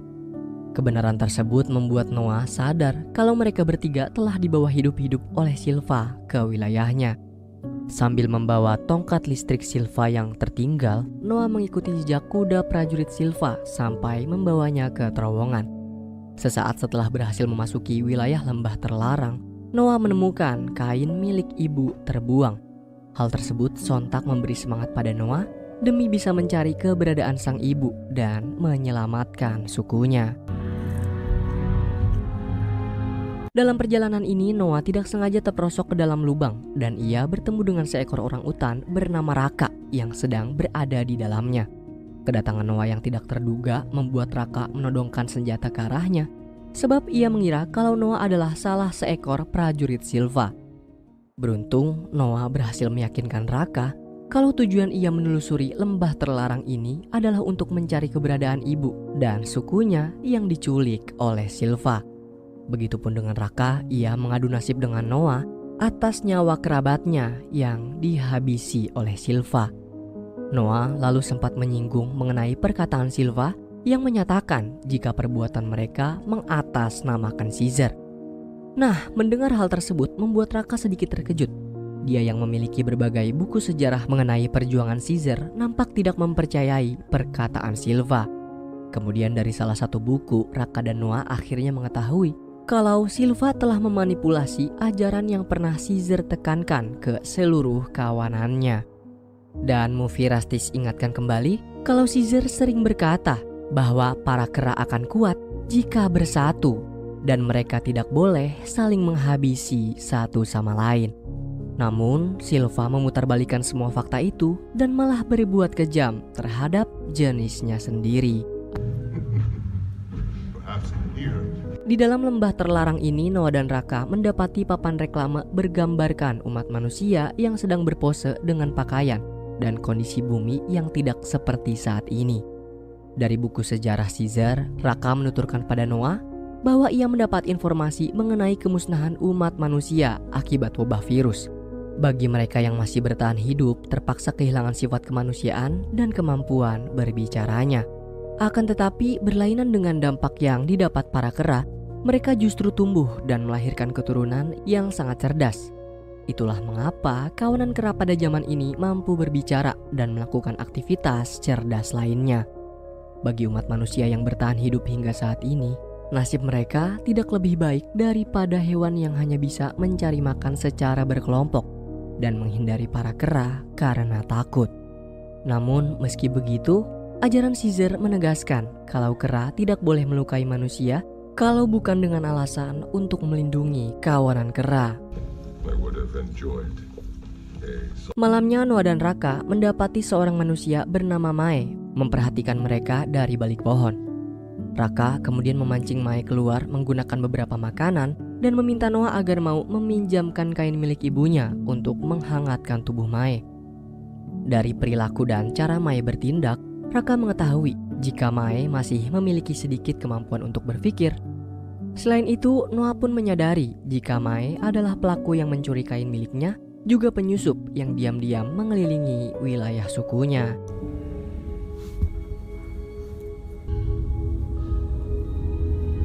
Pagi ini Raka mengajak Noah untuk menjadi tim demi bisa menemukan keluarga, teman, serta suku kera elang yang diculik oleh Silva.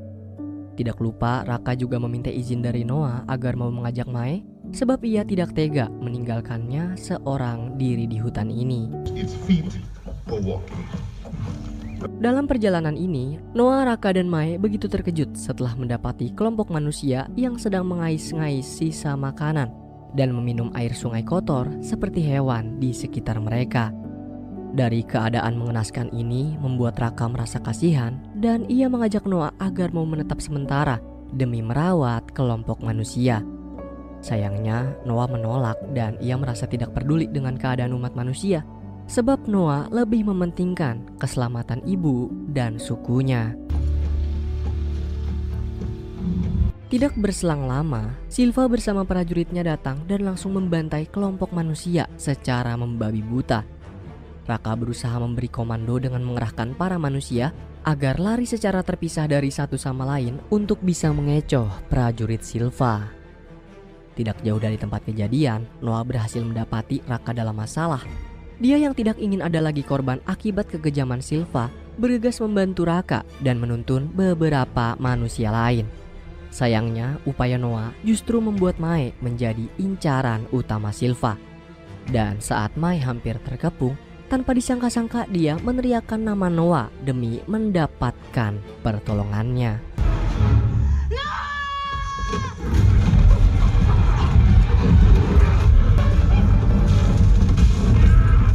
Kombinasi serangan Noah bersama Raka berhasil menyelamatkan Mae dan sebagian besar umat manusia. Mereka bertiga kemudian melarikan diri dari Silva dan prajuritnya sampai ke tepi sungai. Pada momen ini, Mae secara tiba-tiba mulai berbicara layaknya manusia normal dan mengaku bahwasannya masih ada umat manusia di luar sana yang akal dan sifat kemanusiaannya sudah kembali.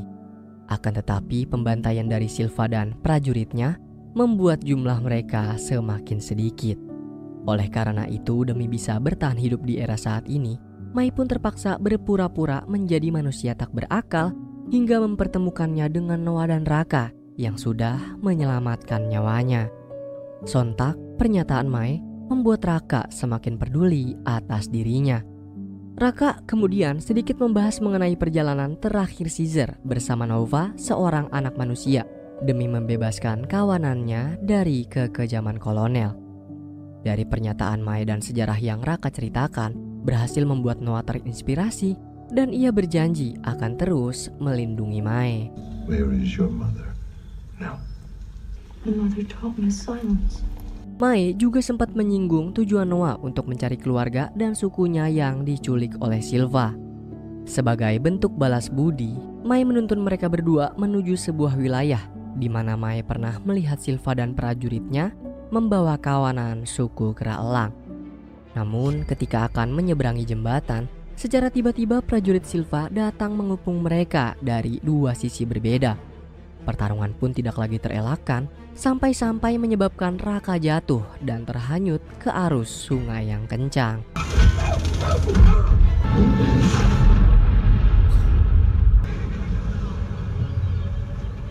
Prajurit Silva berhasil menangkap Noah dan Mae.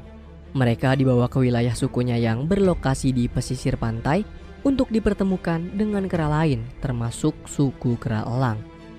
Kenyataannya, Silva sengaja menghabisi para pemimpin dari berbagai suku kera dan menahan kawanannya untuk ia jadikan sebagai budak dalam pembangunan wilayah Silva sendiri. Di tempat ini, Noah akhirnya bisa berjumpa dengan Suna. Ia juga memberitahu kalau nasib Anaya dipaksa menjadi selir raja wilayah ini, sementara ibu mengasuh anak-anak kera. Meskipun nasib malang menimpa sang ayah, namun beliau begitu bahagia setelah mendapati anaknya masih sehat walafiat. Sementara di satu sisi, Mae dibawa ke tempat berbeda lalu bertemu dengan seorang manusia lain bernama Trevatan. Trevatan mengaku kalau dia berasal dari kelompok manusia berakal dan keberadaannya di sini adalah hukuman atas dirinya yang sempat berusaha meloloskan diri. Selanjutnya, kita diperkenalkan dengan Proximus, seekor simpanse yang menjadi raja paling ditakuti di wilayah ini. Di hadapan seluruh kera, Proximus mengaku-ngaku bahwasannya dia merupakan reinkarnasi Caesar. Tujuan Proximus mengutus Silva beserta para prajuritnya menculik seluruh kera adalah untuk menyatukan mereka semua seperti yang pernah Caesar lakukan 300 tahun lalu.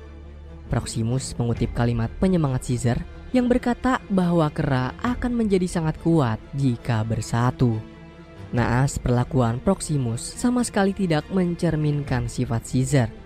Kera dari berbagai suku yang menjadi korban dari penculikan ini malah menganggapnya sebagai kera jahat yang ingin memperbudak mereka. Proximus kemudian meminta para kera membuka sebuah gerbang raksasa yang menjadi pembatas wilayahnya. Menurut keterangan Trevatan, gerbang tersebut sudah ada sejak umat manusia masih berperang dengan kawanan kera. Senjata, teknologi, sampai peralatan modern milik umat manusia yang ada di balik gerbang raksasa membuat Proximus begitu ingin mendapatkannya. Sayangnya, kekuatan dan beberapa teknologi keras saat ini tidak cukup mampu untuk membuka atau merobohkan gerbang raksasa. Mai memperkirakan kalau Proximus berhasil mendapat segala teknologi juga persenjataan yang ada di balik gerbang raksasa, maka Proximus akan memusnahkan seluruh umat manusia yang tersisa di atas bumi ini, serta menjadikan dirinya sebagai raja mutlak yang memperbudak bangsa kera. Diam-diam, Mai meminta Trevathan agar mau membantunya menggagalkan upaya Proximus. Akan tetapi, Trevathan malah menolak rencana Mai dan memintanya menerima nasib seluruh umat manusia yang tidak bisa diselamatkan lagi. Di lain sisi, Noah menemui Suna untuk membahas peraturan atas larangan suku kera Elang mendekati lembah terlarang. Noah pada akhirnya sadar kalau larangan tersebut dibuat guna merahasiakan keberadaan dunia luar yang kejam dari sukunya. Tidak lama kemudian, Proximus mengutus salah satu penjaga menjemput Noah, Mai, dan Trevathan untuk melangsungkan makan siang bersamanya. Alasan Proximus mengundang mereka bertiga adalah dikarenakan kehebatan Noah dalam memperbaiki tongkat listrik milik Silva. Sementara Mai dan Trevathan berasal dari kelompok manusia berakal. Proximus terang-terangan meminta bantuan Noah mengupgrade teknologi mereka agar bisa membuka gerbang raksasa, yang mana tujuan Proximus sebenarnya adalah ingin mendirikan kerajaan kera agar mereka bisa hidup dengan layak. Proximus kemudian memperingatkan Noah agar berhati-hati terhadap Mai ataupun Trevathan, mengingat umat manusia dan kawanan kera pernah melakukan peperangan yang sangat intens. Ditakutkan Mai dan Trevathan akan kembali memicu peperangan dengan mencuri persenjataan serta teknologi yang ada di balik gerbang raksasa. Nah, perkataan Proximus barusan membuat kepercayaan Noah atas Mai sedikit berkurang. Akan tetapi di balik itu semua, dia hanya ingin menyelamatkan ibu serta suku kera Elang dari kekejaman Proximus.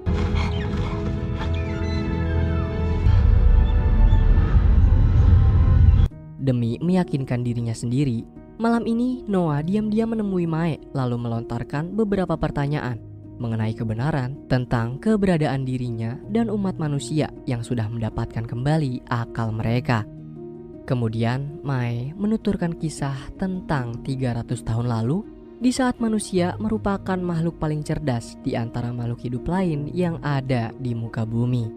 Namun seiring berjalannya waktu, kecerdasan manusia itu sendiri membuat keberadaan umat manusia terus berkurang akibat wabah virus yang mereka ciptakan, hingga berakhir mencerdaskan kawanan kera dan membalikan situasi kehidupan mereka seperti zaman saat ini. Lalu tujuan Mai mengantar Noah ke wilayah kekuasaan Proximus. Selain untuk membantu Noah membebaskan sukunya, Mai rupanya sudah mengetahui tentang keberadaan gerbang raksasa. Dia tidak pernah berniat ingin mencuri senjata, teknologi, apalagi memusnahkan para kera.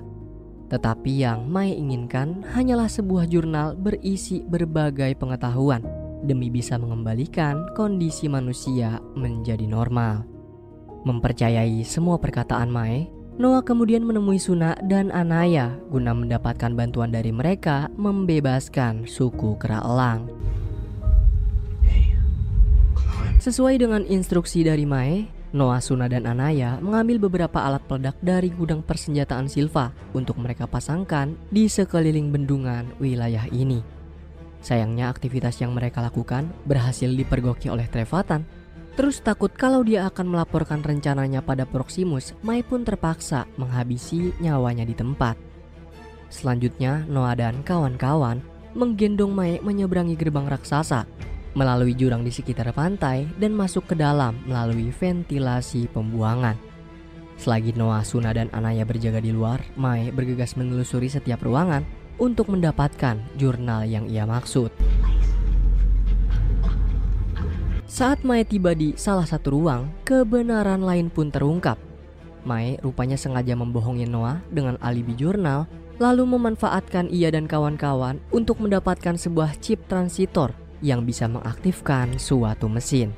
Di tempat berbeda, Noah, Suna, dan Anaya yang tidak mengetahui kebohongan Mai justru mendapati berbagai buku dari 300 tahun lalu.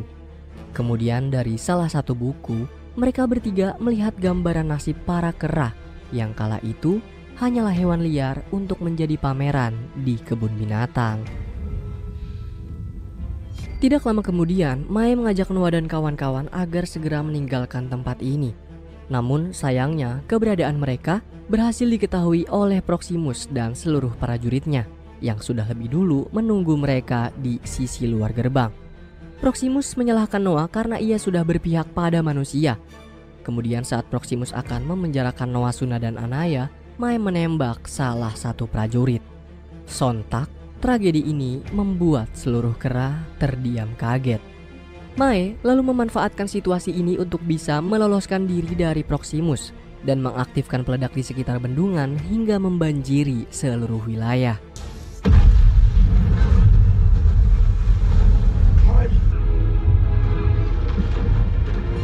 Secara tiba-tiba, Silva datang dengan hasrat ingin menghabisi nyawa Noah karena merasa ini semua adalah kesalahannya.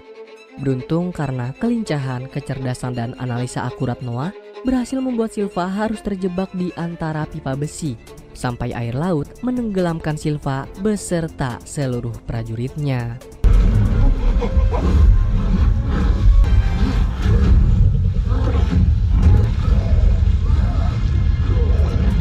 Noah bergegas menuju ventilasi pembuangan sebelumnya untuk bisa keluar dari tempat ini. Setibanya di luar, Noah merasa bersyukur sebab ia mendapati ibu, kawan-kawan bersama suku kera elang selamat dari banjir.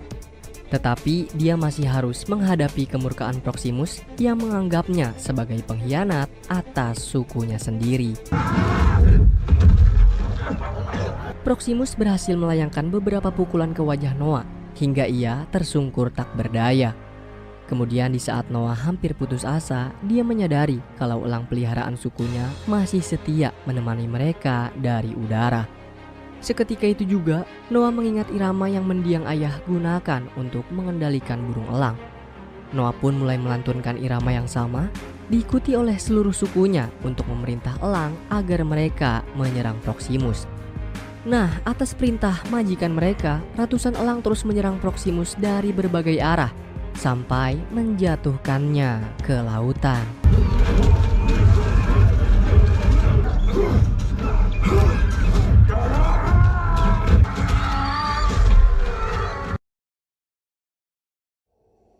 Pada akhirnya, suku kera elang sepakat mengangkat Noah sebagai Eagle Master dan menjadikannya pemimpin suku menggantikan mendiang ayah. Sebagai debut pertamanya selaku pemimpin, Noah mengajak anggota sukunya pulang ke wilayah lama dan membangun kembali tempat tinggal mereka. Beberapa hari kemudian, Noah mendapati Mae mengunjungi wilayahnya. Tujuan Mae adalah untuk mengucapkan permintaan maaf karena telah membohonginya dan mengutarakan banyak rasa terima kasih karena masih mempercayai umat manusia. Sayangnya, semenjak melewati berbagai kejadian bersama Mae di wilayah Proximus sebelumnya, membuat Noah sedikit ragu. Bisakah aku mempercayaimu sebagai teman? Atau aku harus mewaspadaimu karena menjadi musuh? Mengingat sedari dulu umat manusia dan kawanan kera terus melakukan perselisihan yang merugikan kedua belah pihak. Di satu sisi, Noah tidak ingin menghilangkan kepercayaannya kepada Mae. Namun, di sisi lain, Noah mendambakan kedamaian mutlak atas sukunya dari peperangan. Kemudian, sebagai bentuk kepercayaannya pada Mae, Noah pun menitipkan sebuah kalung yang pernah Raka berikan sebagai tanda persahabatan mereka, walaupun jika nanti manusia dan kera akan kembali berperang.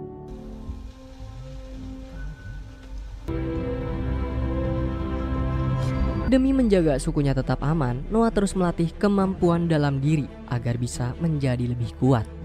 Dalam pelatihannya, tidak diduga-duga, Noah menemukan bangkai teleskop terbengkalai yang sudah terlapis tumbuhan liar. Tetapi untuk saat ini, Noah akan menyembunyikan temuan tersebut dan akan menggunakannya di waktu yang tepat. Sedangkan Mae, dia melakukan perjalanan panjang hingga berhasil tiba di bangunan fasilitas peluncuran satelit yang menjadi tempat perlindungan utama kelompok manusia normal. Tujuan Mae adalah menyerahkan chip transistor sebagai komponen utama yang digunakan untuk mengaktifkan satelit dan melakukan komunikasi pada kelompok manusia normal yang masih selamat di beberapa belahan bumi lain. Akankah peperangan mereka terus berlanjut? Atau manusia dan kera memilih untuk berdamai dengan tidak mengganggu wilayah masing-masing? Dari film ini mengajarkan kita bahwa pertempuran, konflik, permusuhan maupun perkelahian tidak ada gunanya. Dari semua kerusakan itu hanya akan menumbuhkan dampak negatif, juga dendam yang tidak pernah berujung. Oleh karenanya, kita haruslah bisa menumbuhkan rasa kepercayaan dalam menjalin hubungan antar sesama, karena kepercayaan merupakan bekal utama yang amat penting kita jaga dalam kehidupan demi mencapai kata perdamaian.